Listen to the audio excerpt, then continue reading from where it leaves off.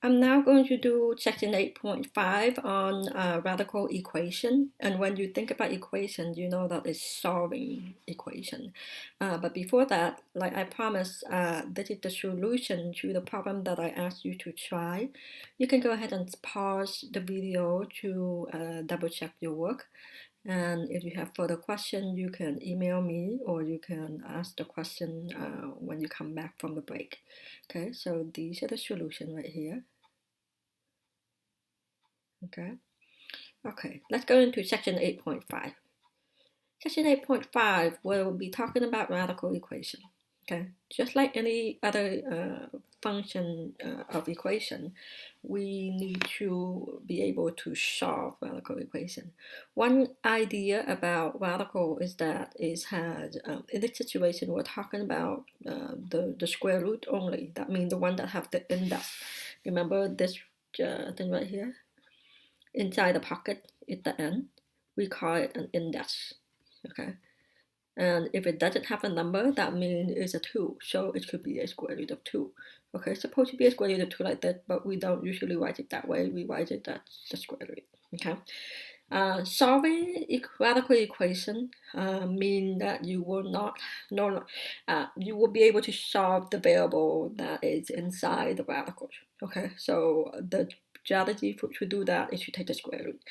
Okay, I'm going to go through these 4 steps right here. Okay, number 1, isolate the radical on one side of the equation. Number 2, square both sides of the equation. And then if there's another radical, isolate it and do step number 2 again. Otherwise, we proceed to step number 4. We proceed to solve and then double check the answer for extraneous solution. Okay, you also remember that extraneous solution means that the solution works when we solve it using the strategy that is described here, but when we plug it back in, it does not make sense. Okay, so extraneous solution means it will not work when you plug back in. Okay, that means it's outside of the domain. Okay, so let's take a look at the first example here. Okay, I'm going to pull it up here a little bit, and you can see that in our first example 1a, we make sure that we have a radical isolated on one side of the equation. In that case, it already did. So we go ahead and proceed to step number 2, which is to square both sides of the equation. So I will go ahead and square both sides of the equation. Okay, what you do to one side, you do to the others. That's what it says. Okay, remember, if I take the square of a square root of s, I'm going to have s on this side. And then 6 squared is 36. Okay, before I box the answer, I want to go back and see if I put the square root here, would it give me 6? The answer is yes. Okay, so that would be the solution to problem number 1a. Okay, let's look at problem number 1b. You see that we have a radical isolated already as well. So the next step to do is to square both sides. Okay. Remember, last time we mentioned the fact that when you have something inside, I'm going to put a star here. Okay, that star can represent something. If we have that something inside, and then inside the square root, and then we square it, we're going to have something as the answer. Okay, so the reason why I say this is because if I have 2s minus 1 inside the square root, and then I square that, I'm going to end up having 2s minus 1 outside. Okay, or basically simplify it, and then 9 squared is 81. Okay, and I can go ahead and proceed to solve for that. Next step is I add 1 to both sides. Now remember, solving means that you have to have variable on one side and a numerical value on the other side. You end up have given me the answer to the unknown. Okay, so I would end up having 2s equal 82. And then if I divide it, let me move it up here. If I take 2s divided by 2 and 82 divided by 2, I will end up having s equal to 41. Okay, before I box the answer, I want to go back and double check the work to make sure that it makes sense. So if I have the square root of 2 times s, in this case s is 41, and then I make minus 1, would that give me 9? Well, let's take a look. 2 times 41 is 82. 82 minus 1 is 81. Take the square root of 81 is 9. Okay, so yes, the answer would. And that would be my answer to the problem. Okay, I'm gonna leave, let me see if I can leave that. Oh no, let me do that as well, number 1C.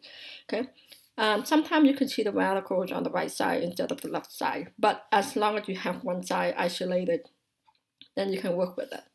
So once I have one side isolated to have just one radical, I go ahead and square both sides. And it doesn't matter if I have another radical on the other side.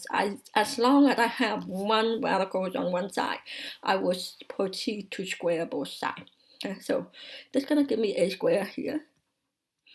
And again, like I mentioned over here, okay, you can see that if I have the square root of something square, it's going to be just the radical inside. So I'm going to have a squared plus 3a minus 3. Okay, and you know, this is the quadratic equation, so you know that one side has to be equal to 0. So I go ahead and subtract a squared to the other side. Okay, so then I will end up having on the left side is 0, on the right side I cancel out the a squared and I have 3a minus a. Oh, not minus a, it's minus 3. I can go ahead and factor the 3 out, so I end up having a minus 1. And solving for this means that I would have a minus 1 equal to 0 or a equal to 1. I can go back and double check this. Now, if I have a, which is 1, equal to the square root of 1 square plus 3 times 1 minus 3, would that going to be equal to 1 when I simplify it? Well, let's find out. 1 square is 1 times 3, plus 3 times 1 is 3 minus 3. 3 minus 3 gone, square root of 1 equals to 1. Yeah, so that would give me the solution to problem 1C.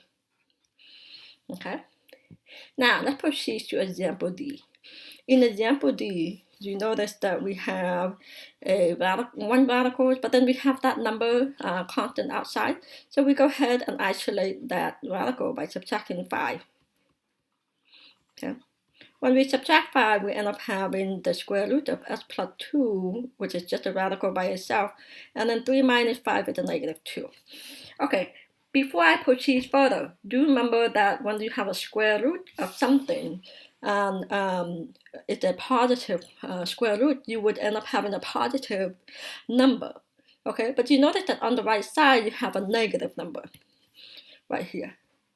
Okay, does that mean something wrong here? Yes, it means that you will not have a variable, an unknown that's going to give you the answer of negative 2 when you take the square root. Okay, so in this situation right here, this is not possible. Okay, it's not possible to solve at all. Okay. Okay. All right. So now, in the next 4 examples is a little bit different, where you can see that some of it has 1 or 2 radicals. So I will go ahead and use another video for this instead of having a long one. Okay, so I'll see you in the next video.